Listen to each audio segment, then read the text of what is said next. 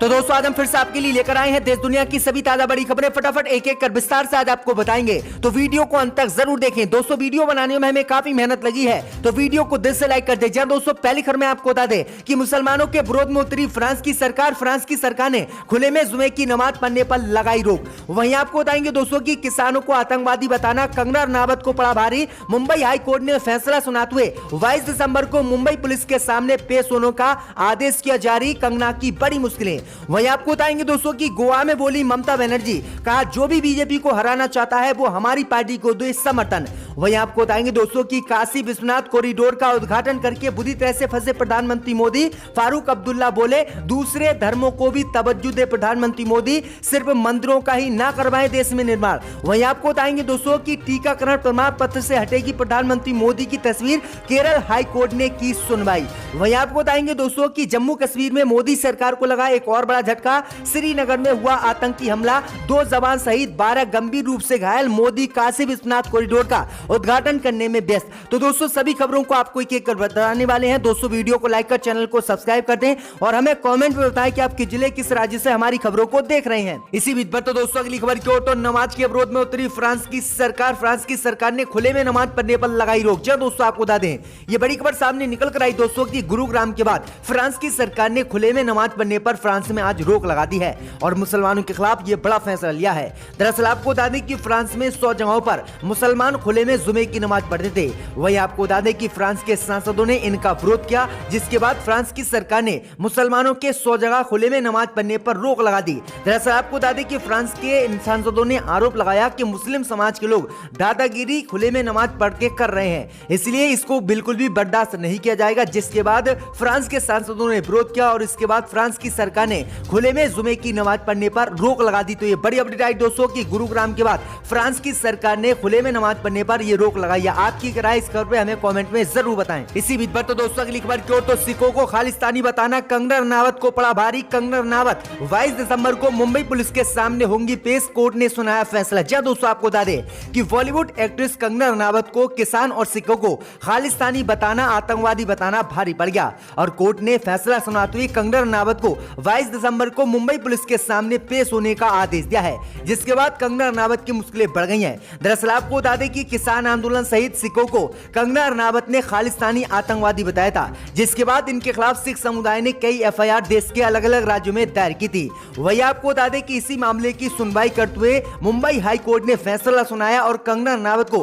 22 दिसंबर से पहले मुंबई पुलिस के सामने पेश होने का आदेश दिया। वहीं आपको बता दें कि 22 दिसंबर को कंगना रनावत जब पुलिस के सामने पेश होंगी तो इनको गिरफ्तार भी किया जा सकता है। तो कंगना रनावत की मुश्किलें एक बार फिर से बढ़ गई हैं। इसी बीच पर तो दोस्तों अगली खबर की ओर, तो राहुल गांधी ना तो हिंदू हैं और ना ही हिंदुस्तानी, भाजपा ने लगाया आरोप। जब दोस्तों आपको बता दें ये बड़ी खबर सामने निकल कर आई दोस्तों की भारतीय जनता पार्टी के प्रवक्ता गौरव भाटिया ने राहुल गांधी की ओर से हिंदुओं और हिंदुत्व के बीच अंतर पर की गई टिप्पणी पर कटाक्ष करते हुए कहा है कि राहुल गांधी ना तो हिंदू हैं और ना ही हिंदुस्तानी हैं। गौरव भाटिया ने आगे कहा है कि राहुल गांधी कहते हैं कि वो हिंदू और हिंदुत्व नहीं है, लेकिन देश कहता है कि राहुल गांधी ना तो हिंदू हैं और ना ही हिंदुत्ववादी हैं और ना ही हिंदुस्तानी हैं। वहीं आपको बता दें कि बीजेपी ने आरोप लगाया है कि सत्ता का गांधी परिवार लालची है और लालच में ही इस तरह के बयान राहुल गांधी दे रहे हैं। दरअसल आपको बता दें कि बीते दिनों राहुल गांधी ने एक बयान दिया था और राहुल गांधी ने कहा था कि वे हिंदू हैं, लेकिन वह हिंदुत्ववादी नहीं है, क्योंकि हिंदुत्ववादी मुस्लिम विरोधी होते हैं। तो ये बड़ी अपडेट आई दोस्तों की बीजेपी ने गंभीर आरोप आज राहुल गांधी पर लगाए हैं। इसी बीच पर तो दोस्तों अगली खबर की ओर, तो मोदी सरकार को लगा बड़ा झटका। जम्मू कश्मीर में हुआ एक बड़ा आतंकी हमला, 2 जवान सहित 12 घायल। जहां दोस्तों आपको बता दें ये बड़ी खबर सामने निकल कर आई दोस्तों की प्रधानमंत्री मोदी की केंद्र सरकार को आज बड़ा झटका जम्मू कश्मीर को लेकर लगा है। दरअसल आपको बता दें कि श्रीनगर के जेवन इलाके में सुरक्षा बलों पर आतंकियों ने हमला कर दिया है। फायरिंग की इस घटना में 2 जवान हमारे शहीद हो गए हैं और 12 जवान घायल बताए जा रहे हैं, जिनकी हालत गंभीर बताई जा रही है। जम्मू कश्मीर की 9वीं बटालियन सशस्त्र पुलिस बल पर यह हमला आज शाम हुआ है। वही आपको बता दें कि सभी आर्मी के जवानों को अस्पताल में इलाज के लिए भर्ती कराया गया है। वही आपको बता दें कि प्रधानमंत्री मोदी एक तरफ काशी विश्वनाथ कॉरिडोर कॉरिडोर का उद्घाटन करने में व्यस्त हैं, तो वहीं जम्मू कश्मीर में यह बड़ा हमला हुआ है। जैसे ही प्रधानमंत्री मोदी को इसकी जानकारी हुई तो प्रधानमंत्री मोदी ने शहीद हुए सुरक्षा कर्मियों के परिवारों के प्रति संवेदना व्यक्त की है और जानकारी मांगी है कि आखिरकार क्यों यह हमला हुआ है। तो ये बड़ी अपडेट आ रही दोस्तों कि मोदी सरकार जहां पर जम्मू कश्मीर में शांति बनाए रखने की लगातार दावे कर रही है, लेकिन वहां पर लगातार हमले हो रहे हैं। ये मोदी सरकार की बड़ी विफलता है। इसी बीच पर तो दोस्तों अगली खबर की ओर तो गोवा में बोली ममता बनर्जी, कहा जो भी बीजेपी को हराना चाहता है वो करे हमारी पार्टी का समर्थन। जी दोस्तों, आपको बता दें कि गोवा में आगामी विधानसभा चुनाव की तैयारी जोरों पर है। आम आदमी पार्टी से लेकर टीएमसी तक सत्ताधारी पार्टी बीजेपी को टक्कर देने के लिए अपनी रणनीति बना रही है। इस बीच पश्चिम बंगाल की मुख्यमंत्री और टीएमसी प्रमुख ममता बनर्जी ने गोवा की राजधानी पावडीजी में पार्टी कार्यकर्ताओं को संबोधित करते हुए एक बड़ा बयान दिया है। ममता बनर्जी ने दावा करते हुए कहा है कि गोवा चुनाव टीएमसी जीतेगी।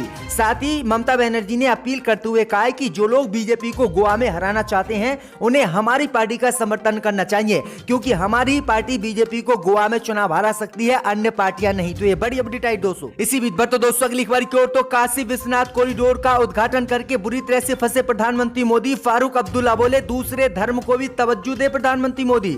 जय दोस्तों, आपको बता दें कि वाराणसी में प्रधानमंत्री मोदी ने सोमवार को काशी विश्वनाथ कॉरिडोर का उद्घाटन किया। वहीं आपको बता दें कि काशी विश्वनाथ कॉरिडोर के उद्घाटन करने के बाद सीएम फारूक अब्दुल्ला का दर्द छलका।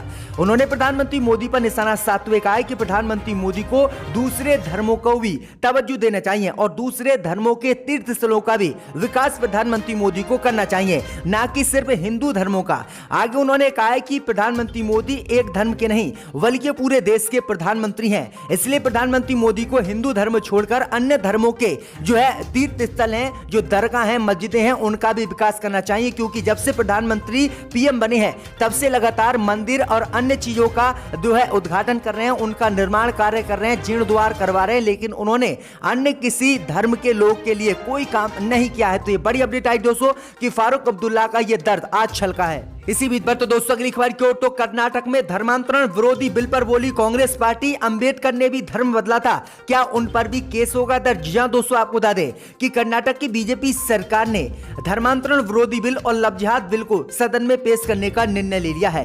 कर्नाटक में इस बिल का जमकर कांग्रेस पार्टी ने विरोध किया है। खास तौर पर विपक्षी पार्टी कांग्रेस इस बिल का विरोध कर रही है। कांग्रेस ने इस बिल को असंवैधानिक और पूरी तरह से भेदभावपूर्ण बताया है। कर्नाटक विधान परिषद के सदस्य और कांग्रेस नेता सीएम इब्राहिम ने धर्मांतरण विरोधी बिल को लेकर बेलगामी में संवाददाताओं से बातचीत में कहा कि धर्मांतरण के लिए किसी को बाध्य नहीं किया जा सकता। बाबा साहब अंबेडकर ने भी बौद्ध धर्म अपनाया था और हिंदू धर्म छोड़ा था। क्या भाजपा वाले बाबा भीमराव अंबेडकर के खिलाफ भी केस दर्ज करेंगे? अब कई सारे मुसलमान जैसे वसीम रिजवी त्यागी हो गए हैं, उनकी इच्छा थी, क्या मैं उनके घर के बाहर चिल्लाऊं कि सामने ऐसा क्यों किया जा रहा है? उन्होंने भाजपा पर हमला बोलते हुए कहा कि आपको पता नहीं है कि धर्मांतरण का असली मतलब क्या है? जो जहां जा रहा है जाने दो, ये उसकी इच्छा है। वहीं आगे उन्होंने कहा कि मोदी सरकार और बीजेपी सरकार लगातार मुसलमानों के खिलाफ ही बिल लेकर आ रही है, जबकि अन्य धर्मों के लोग भी धर्म बदल रहे हैं, उन पर कोई कार्रवाई बीजेपी सरकार नहीं कर रही है। इसी बीच पर तो दोस्तों अगली खबर की ओर तो कोरोना के प्रमाण पत्र से हटेगी प्रधानमंत्री मोदी की तस्वीर। केरल हाई कोर्ट में हुई सुनवाई। जहां दोस्तों आपको बता दें ये बड़ी खबर सामने निकल कर आई दोस्तों कि टीकाकरण प्रमाण पत्र पर प्रधानमंत्री मोदी की तस्वीर हटाने को लेकर केरल हाई कोर्ट में सुनवाई हुई है।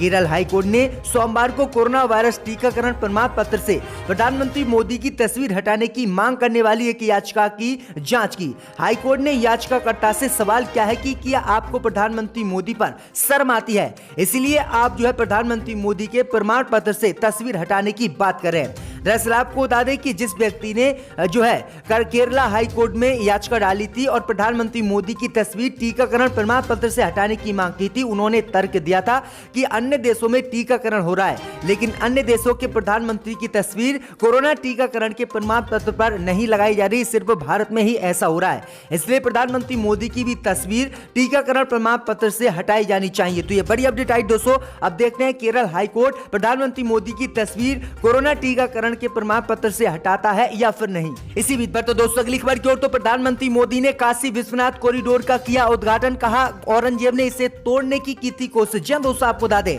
कि सोमवार को प्रधानमंत्री मोदी ने काशी विश्वनाथ कॉरिडोर का उद्घाटन किया। उद्घाटन के बाद प्रधानमंत्री मोदी ने कार्यक्रम को संबोधित करते हुए बड़ा बयान दिया। प्रधानमंत्री मोदी ने कहा कि आतंकियों ने इस नगरी पर आक्रमण किए, इसे तोड़ने के प्रयास किए। औरंगजेब के अत्याचार, उसके आतंक का इतिहास साक्षी है, जिसने सभ्यता को तलवार के बल पर बदलने की कोशिश की, जिसने संस्कृति को कट्टरता से कुचलने की कोशिश की। लेकिन इस देश की मिट्टी बाकी दुनिया से कुछ अलग है। यहाँ अगर औरंगजेब आता तो शिवाजी भी उठ खड़े होते। अगर कोई सलार मसूद इधर बढ़ता तो राजा सुहेलदेव जैसे वीर योद्धा उसे हमारी एकता की ताकत का एहसास करा देते।